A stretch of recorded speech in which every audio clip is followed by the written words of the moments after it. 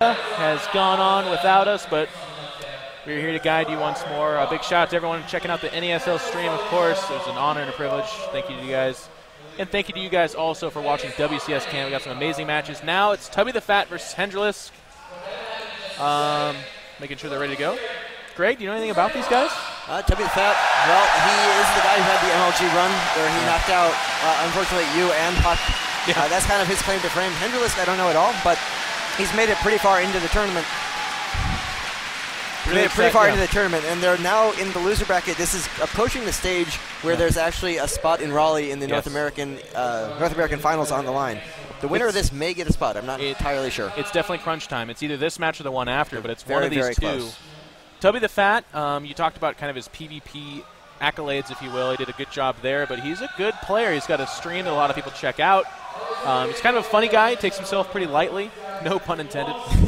And on Entomb Valley, he'll be going up against Hendralisk. Now, I will say this. I did not know Hendralisk was Canadian, but I've seen him win some pretty cool games. He plays a really fun style. He actually does, I mean, kind of like his name would almost suggest. I don't know if this is just me, but it looks like Hydralisk a little bit. It does, yes. He makes a lot of Hydralisk, actually. Really? Yeah. Well, this should be a lot of fun to cast then. I like watching Hydralisk die. Yeah, actually, no. Next winner gets 800. Okay. Maybe a trip, is that what he's saying? I don't know. I don't either. I have actually not seen Hendralisk play at all before. Tubbythefat, pardon me, his PvZ is not nearly as dangerous as his PvP is. Not a specialist at all in the matchup. However, this map is excellent for PvZ. Yep. Really fast gas. It's just the extractor trick from Hendralisk. And I mean, Entomb Valley is a great place to start off. As a Protoss player, this is perhaps the better map for you to begin. Did this? Okay, I was just going to say, it's still on us. Wow, and you can tell Huck is playing as we try to talk over that. Oh my gosh, Canada's amazing. Their fans are ridiculous. I did not realize they would actually be this excited. The entire thing is packed and they're now chanting Huck. Holy crap. Let's hope he doesn't lose. The entire place. I want to see more of this. They might storm the stage. We could have our first esports related riot. Yep. That'd be an amazing NASL accomplishment. Not that I'm saying that, by the way. Let me just We are not encouraging you to riot. Do not riot. But if you do, it'd be pretty cool. Right. Oh, jeez. I'm actually just not going to say anything for a second here. Yeah, I know. We actually fixed all the sounds so we can hear each other better, and we still can't hear each other. No, it's so loud. Now, with this wall-in from Tubbythefat, he's going with one of the pylons off to the side. A lot of people kind of look at that as a weak point in the wall. But it's, of course, also going to narrow down how many buildings he needs after that to block it down. So it's going to be a faster wall, but perhaps a more flimsy one. Although on this map, you actually can't have a full wall with just thick buildings. You have to have a pylon in it, or it's going to be incomplete. So it's not nearly as big a deal as it would be on a map like Shakuris or something. It's not as big of a decision for him to make. You're exactly right. I mean, the other nice thing about this, too, is you don't want to wall yourself off from those destructible rocks, because eventually you want to get to that third. Yeah. Unless you do a two-base timing on here, which I think is a huge waste. It's a great map for Protoss. There's no reason.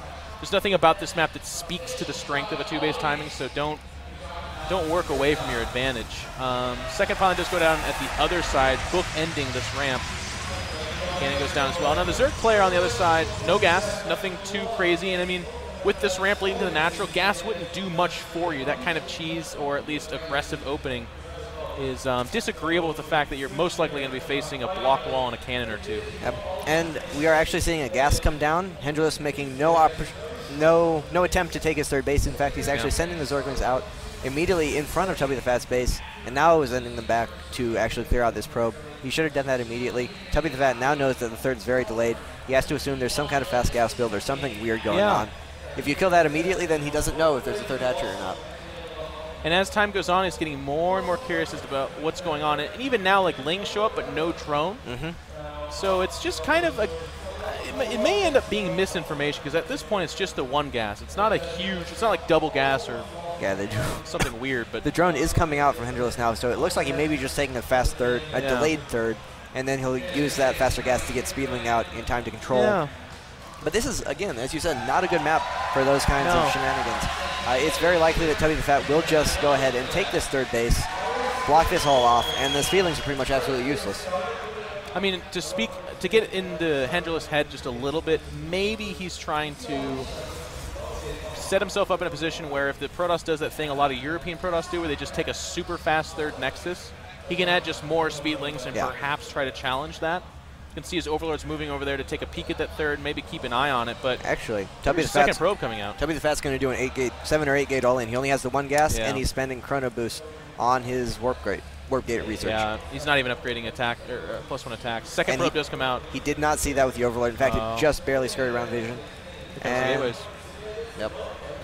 We'll have to see how many it is. It's 4 for now, but he still has a lot of minerals, and it will be at least 6. I want to say something cool about this too was that Tubbythefat, as his only in first gas, he took the one actually at his natural. So if a scouting Overlord's looking for gas timings, he looks at that and goes, oh, you're probably on 3 gas. And if you see 3 gas, you think it's going to be Blink Stalker, you think it's something more delayed. That means you make a lot more drones so you can afford to produce more units later on. But as is, this pylon's coming down. Warp Gate is only about 55 seconds away, and he Chrono Boosts it once again. So this is going to be really, really scary. He will have Speedling in time, but this Warp Gate build is mostly Zealots just because you don't have the gas for more than 4 or 5 Stalkers. And a lot of the Zealots versus the Zerglings, obviously very good for the Zerg player. However, Speedling's coming out. Speedling now finishes. That means that Stalker will go down. Stalker's dead, but at what cost? I mean, behind this, we see additional gases going down, drones coming out. It's pretty safe to say Hendralisk has no idea what he's facing. And now the Warp Gates are opening up. That pylon situated at the 12 o'clock position is just, it's just so close to this third. I really am hard-pressed to see Hendralisk respond. There's actually no units in production. 3 drones and 2 Overlords, and he's nearly supply capped. He only has 6 free supply right now. This third base is absolutely dead. It's just a question of whether or not he's going to be able to go into the natural and kill him there. With the rock still up, there's actually perhaps, well, there is going to be an exit, I suppose, but Queen doesn't make it out of there. Things are getting chopped up to pieces. This third's going to die. There's the Overlord, but, and actually, look what Tubbythefat doing. I think he might actually just go to the natural from here. Oh, no, he's trying to save the pylon, excuse me. And the pylon will fall, but we already have another pylon right here. In fact, Tubbythefat is putting another pylon right up into the natural. Zerglings do come in and kill the probe and kill the pylon. However, this one here is going to be very, very hard to take down. He's not going to be able to kill that off, I don't believe. And as long as he has the 1 pylon, he can continue to warp in and continue to apply pressure. You see a bunch of spine crawlers coming down from Hendralisk in panic, but will that be enough? Well, Tubbythefat's got to be careful here because I think he has an overwhelming force, but he's kind of trickling into combat here. A lot of Zealots are getting picked apart. That pylon's left alone. Actually, 3 Zealots are going to be behind. They're going to be kind of guarding that. With just 3 spine crawlers and mostly Zealots, 11 Roaches are queued up, but I don't think they'll get here in time. Those are all Roaches coming out, but just so many units here for Tubby. He might be able to overwhelm this. Drones coming into the fight, lots of them falling down. 1 spine crawler down, second one getting lower and lower in health. Queen is going to fall down as well. Hold position on the spine, or on the drones, buys him a little bit of time. And the Roaches are now out, but maybe just too many units here for Tubby. It's just too much Protoss. I mean, Roaches are really nice against this kind of a thing, but you need them to be in a kiteable position. And right now, they're just up close and personal with a lot of this Protoss. And I think the timing of Tubbythefat might be successful. He is starting to lose count of his units, but with the drone pull, the Queen's getting sniped.